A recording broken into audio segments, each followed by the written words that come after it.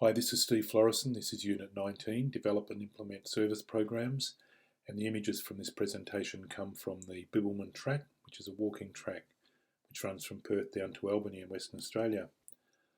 Topics include engage consumers in the analysis of service needs, so we could reinterpret that, engage young people in analysing their needs, develop programs, implement and monitor programs, and then evaluate programs. Assessments include a written assessment and a scenario type assessment. This scenario type assessment is about reviewing documents for two students, looking at their particular needs. This unit requires that students develop, implement and evaluate a community sector program, but that activity is already included in assessments of Unit 8, 25 and 26, so we don't want you to do it again, a fourth time, so that evidence from those units will be used for this unit. I hope that makes sense. To provide effective services, organisations must have information about the student directly related to the student, collected from the student, and then collected from other sources. When you're collecting it from other sources, it could be like a school history, family issues, medical needs, educational needs, any other current needs, possible future needs, cultural needs, those sort of things. Information required to meet a student's needs could come from the student's own application, the interview with the student, the interview with referees, if you do interview referees, parent-guardian interviews, previous school reports. A lot of information comes from previous school reports and previous boarding reports and health records. Cultural information could just come from the internet, may come from a cultural broker, somebody who knows the student and their community, government departments, associations, forums, that sort of thing. The Privacy Act is important when we're gathering and using information. Changes came into effect in Australia in 2014 and affects how boarding residences gather, use and manage information about students. So boarding residents do collect information, they do share and they do use this information, and they should be examples of good practice. And they should also be able to assure parents, make sure that parents know and that other stakeholders know that this boarding residence conforms with privacy legislation. In this presentation, we're going to use examples from Mitford School. Mitford is a boarding school. It's I guess it's a made-up or a scenario type school. And the staff include Axel, who's head of boarding, Claire, residential youth worker, and David, who's also a residential youth worker. Two students have applied, Jane Worth and Taliqua Simpkins, and Claire only had the student application forms. So she made a list of where she could gather more information, and this is like the generation or the generating information. So she interviewed the students, interviewed the parents, got information from the previous school, got information from the health clinic. She got general information about the remote community, Warman, where these students were from, and then she got general information from the other Indigenous students about remote communities. So we want to have a look at the sort of information that was available to Claire. So we're going to have a look first of all at Jane's application. And when you go through Jane's application, you can see that it's fairly straightforward. She comes from this community, Warman, which is in the Kimberley of Western Australia, and so we're just looking through here. We see her previous school was St Patrick's in 2014, and the year level was year 10. Why does she want to come to this school? To get a good education. How did she hear about Mitford? She heard from family. Has she ever been suspended from school? Yes, and so this is where we start to see that this student has some needs. So she was fighting with a girl who was bullying her. Has she ever been involved with the police or the juvenile court system? Again, yes. For shoplifting and being in a stolen car, also public drinking. And so we're starting to get a little bit of an idea about Jane and her particular needs. This bit of information about her mum and dad, Ivor and Jane Worth. They've got other children, Thomas, Lisa, Susie and Millie, and these are the emergency contacts, and you can see the doctor's name down there below as well. Now this is a student medical part of this form, so this also is starting to identify some needs. So if we look down here, we've got physical disabilities, sugar diabetes, heart problems, all no. Rheumatic fever, yes. Now, rheumatic fever could indicate a heart problem. Rheumatic fever can be a fairly serious problem in boarding. Where else have we got yeses? Travel sickness, depression, and ear infection. Is she allergic? And they're writing down possibly peanuts. Is she on any medication? Yes, for rheumatic fever. Now remember that the person writing this out is the parent. The parent may not be across all of the information, but already we're getting a very clear indication of what her needs are. And if you look here, this next slide is from the health clinic. It's a health record from the health clinic. It gives two medications that Jane is on, and one of these is for depression, and one of these is for the rheumatic heart condition. So we know then that both of these are serious issues. So then we go down here to medical, family medical history. We said we find that mother also suffers from depression, is on medication. So we, this is a problem. Now there's a note here from the doctor or from the nurse who filled this out. It says, note, Jane is required to take 2 lots of medication daily. She's irregular with the medication and has lost medication. Previous doctors at Halls Creek prescribed uricamin, I think it is, rather than penicillin. This suggests that she may be allergic to penicillin. So these are all notes that clearly point out a medical needs, more than one. So allergies, they're saying, this is from the clinic, possibly an allergy to penicillin. She needs dental work. Depression, she's had 2 serious bouts of depression, and she's been hospitalised twice. Now, if you know that a person's been hospitalised, that's generally because they're a suicide risk, and so that indicates that Jane has got fairly serious depression needs. She's got hearing loss as well. She has migraines, and for her heart problem, the rheumatic fever, she's on medication. She had rheumatic fever as a child, and it says here ongoing depression after traumatic events, and she's on medication. So we know this girl's got needs. So has she got ADHD? Possible, so they don't really know. Some possible allergies as well. Okay, so now we come to the other student, Taliqua Sivkins. But before we do that, let's just go on and have a look at the rest of the information about Jane Worth.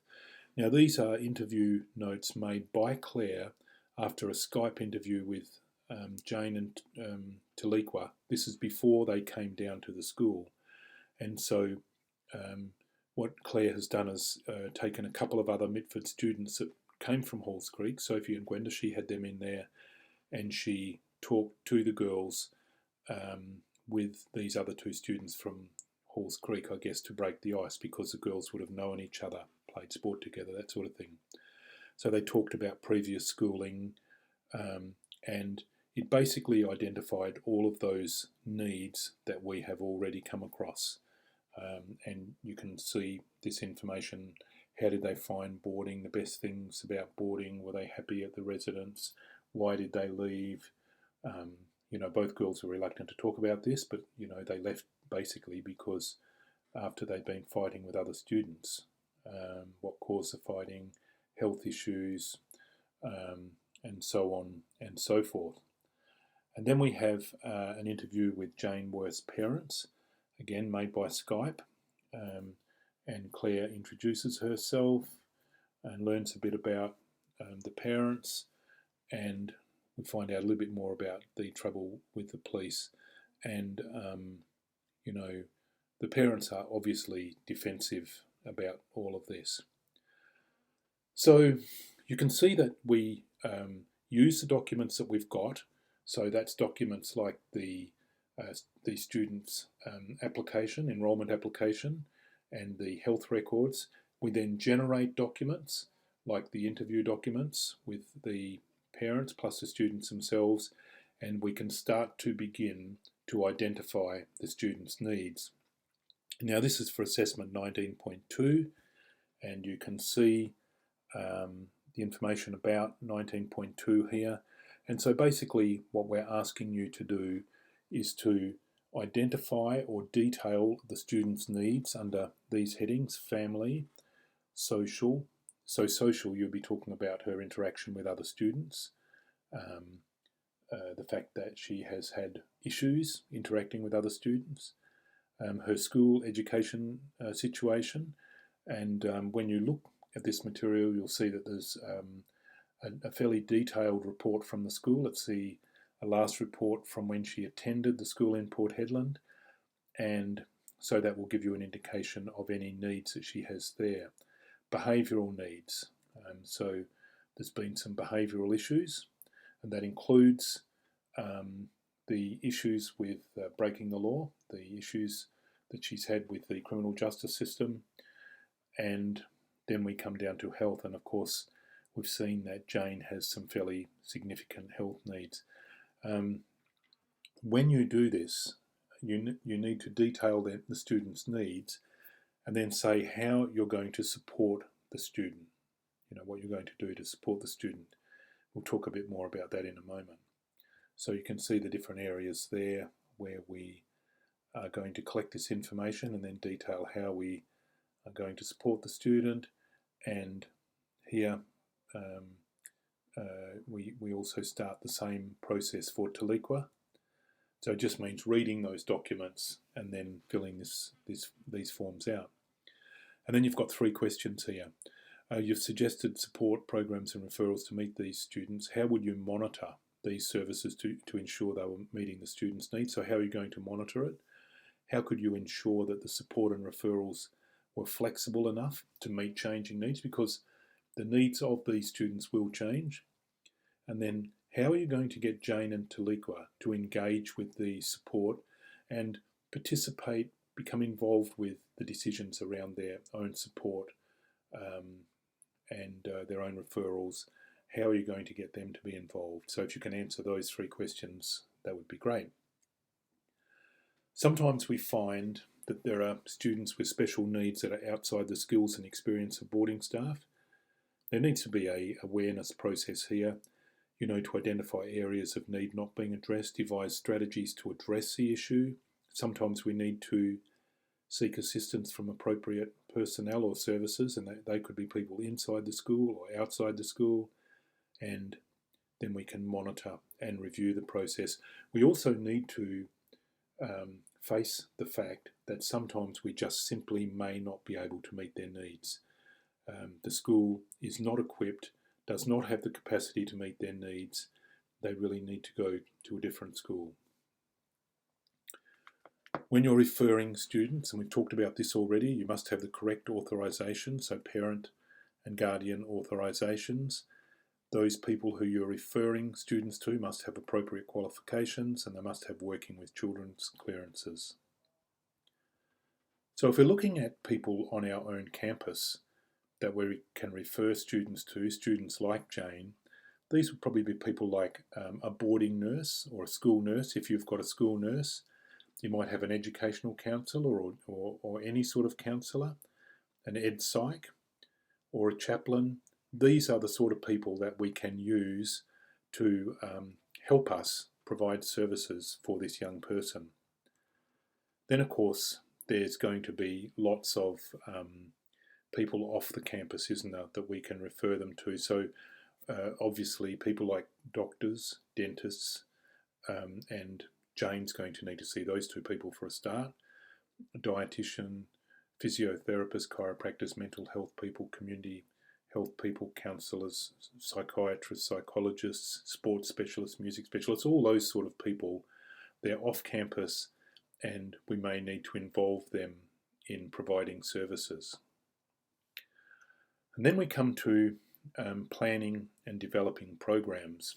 And I want to talk about this particularly from the perspective of a boarding residence or a boarding school. So when we're planning and developing a program, the process starts in the previous year.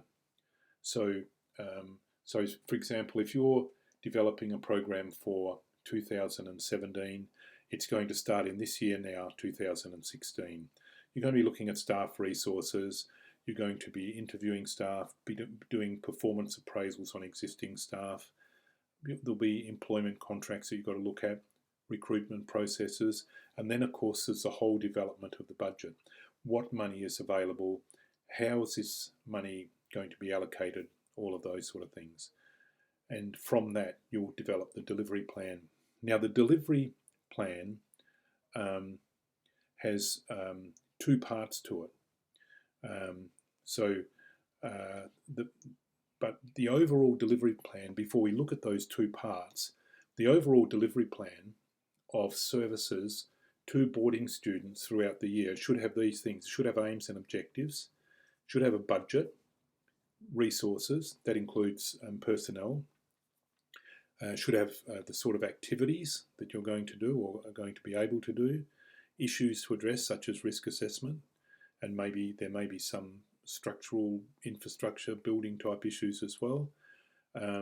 You're going to need an effective evaluation feedback process, and you should have contingency plans as well. So let's have a look at the 2 parts of this delivery program. The first part is the annual program, and so this varies very much from organisation to organisation. So some organisations will have virtually nothing in this. Other organisations will have very detailed annual programs where they want to address these issues at this time during the year, right through the year. They've got lots of different things to address student growth and development, and they constantly amend and address and adjust as the needs require. It's great to get student contribution. So at the beginning of the year, you might say, this is the annual program. These are the things we're going to look at this year. Would you like to talk about it? Would you like to make a contribution to it?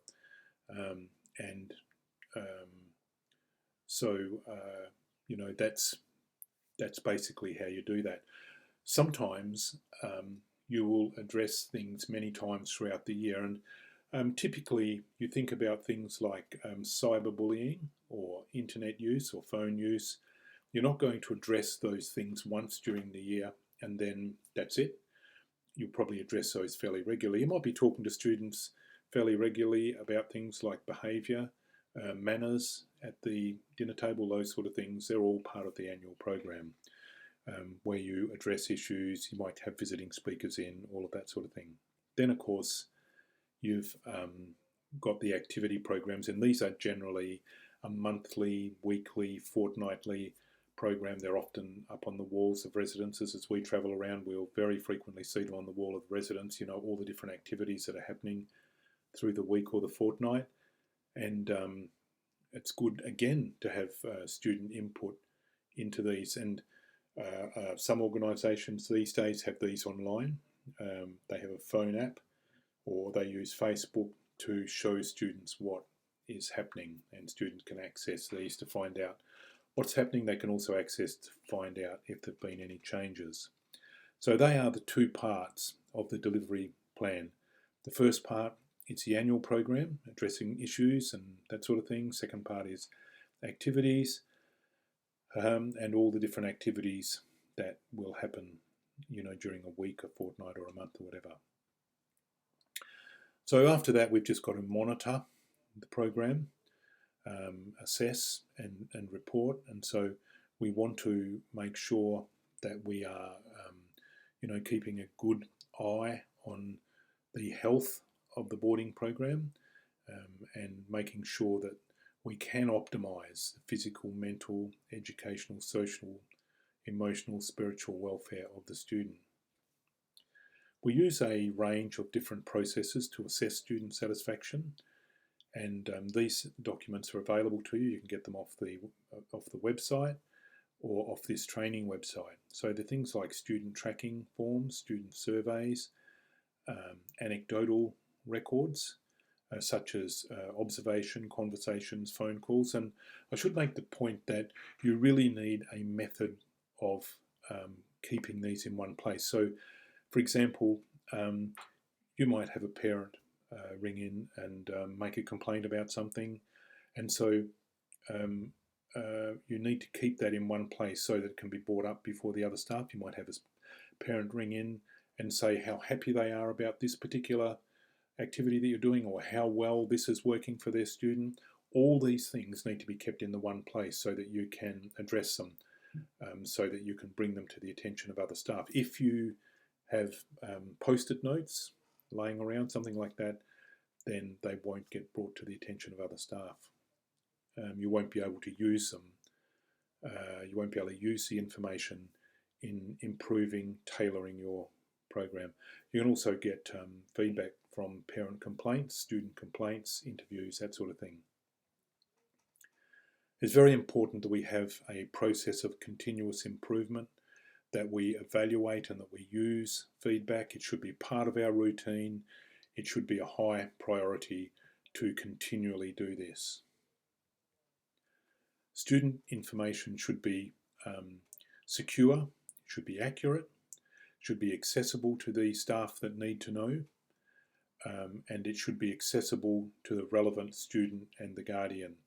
And student information should be informing our practice. When we're dealing with this, remember those 13 Australian privacy principles, and you can see them there. Collection of personal information, dealing with personal information, integrity of personal information, access to correction of personal information, that sort of thing. Very important that we adhere to that.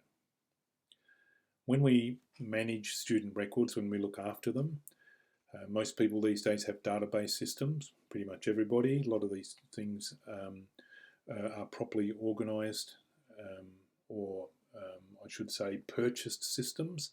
Others are made up by the organisations themselves.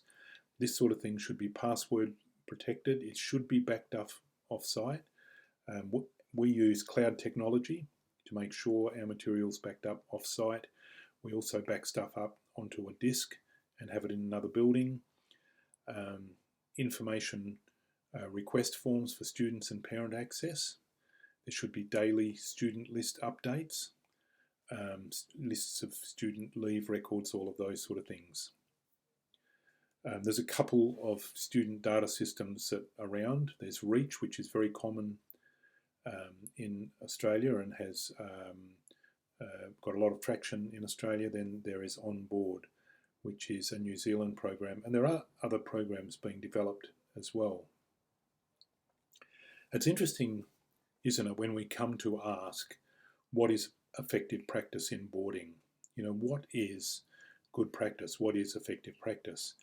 And when we sat down to really think about this, really work out what is effective practice in boarding, we came up with this list, and you may have more that you can add to it, but this was the sort of thing that we were thinking of.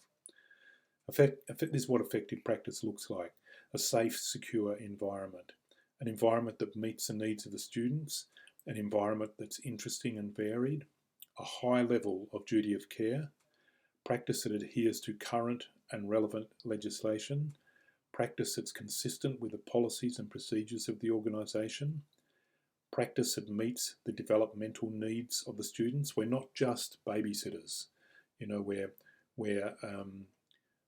we're very much involved in the process of the development of these young people. Practice that meets their special needs. Practice that results in high level of student satisfaction. Practice that conforms to the organisation's budget. without that you'll go broke, good staff relationships, mutual respect and effective communication, practice which values, develops and rewards staff. And so that's what we think is good practice. That's what good practice looks like. If you've got things that we can add to it, well, we'd be happy to hear from you. We've got standards for boarding now. They've been developed by Standards Australia with the help of the Australian Boarding Schools Association and Boarding Australia and other people as well. It's a mechanism for quality assurance on a national scale, and there will come a time where these may be regulated for the student boarding industry, and we should probably be prepared now, be doing things now which make sure that we address the standards. What are the benefits of the standards? It's a quality assurance process. It means that there's monitoring. Hopefully there'll be some sort of accreditation and clarity about expectations.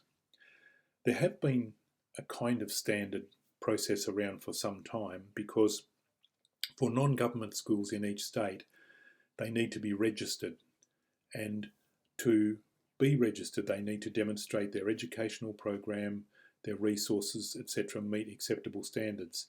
And this little statement is from the West Australian Education Act. The arrangements, if any, for any board and lodging for students on school premises or premise associated with the school must meet acceptable standards.